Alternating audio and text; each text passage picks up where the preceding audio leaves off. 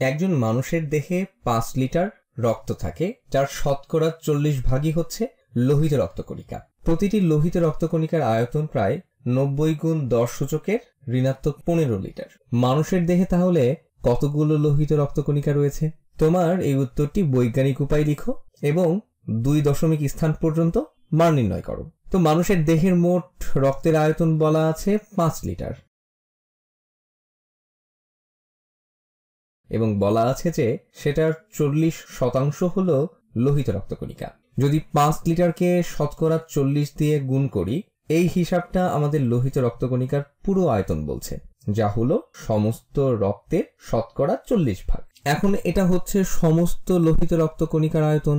এখন আমরা যদি এটাকে প্রতিটি লোহিত রক্তকণিকার আয়তন দিয়ে ভাগ করি, তাহলে আমরা মোট লোহিত রক্তকণিকার সংখ্যা পাবো। তো এসো সেটা করি। প্রতিটি লোহিত রক্তকণিকার আয়তন দিয়ে ভাগ করি। তো প্রতিটি লোহিত রক্তকণিকার আয়তন হচ্ছে 90 গুণ 10 সূচক ঋণাত্মক 15 লিটার। তো দেখি এটাকে ভাঙলে আমরা কি পাই। এখানে একটা মজার ব্যাপার হলো এককগুলো কাটাকাটি করা যায়। আমাদের এখানে হর আর লব দুটোতেই আছে লিটার, এবং এই দুটো কাটাকাটি গিয়ে আমরা পাচ্ছি শুধু একটি সংখ্যা, যা আমরা চেয়েছিলাম।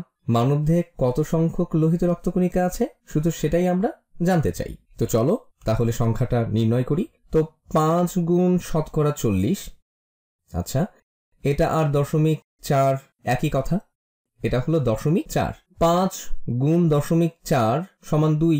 তো আমাদের লব হলো 2 এবং হরে আমাদের আছে 90 গুণ 10 সূচক ঋণাত্মক 15, যেটা আসলে বৈজ্ঞানিক উপায়ে লেখা নেই।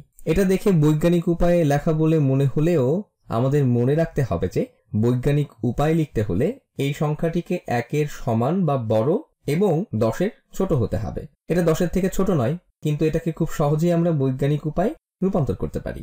90 আর 9 গুণ 10 একই কথা।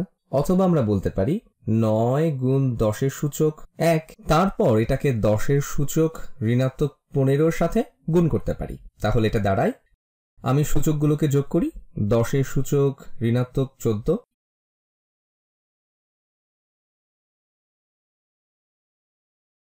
এখন আমরা একে ভাগ করতে পারি। তার আগে একটু গুছিয়ে নেই। তো এটাকে লেখা যায় 2 ভাগ 9 গুণ 1 ভাগ 10-এর সূচক ঋণাত্মক 14।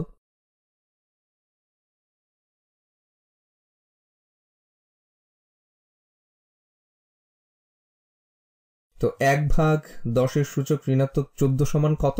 আচ্ছা, তো এটা হলো শুধু 10-এর সূচক 14। ঠিক এইখানে এটা হলো 10-এর সূচক 14 এর মতোই একই জিনিস। তাহলে এখন 2 ভাগ 9 সমান কত? আমাদের শুধু সেটাই বের করতে হবে, তারপরই আমাদের শেষ। আমরা এটাকে ইতিমধ্যেই বৈজ্ঞানিকভাবে লিখে ফেলেছি। এখন তোমরা হয়তো ভাবছো 2 ভাগ 9 তো 1-এর সমান বা বড় না, তাহলে কিভাবে আমরা এটাকে বড় বা 1-এর সমান করতে পারি?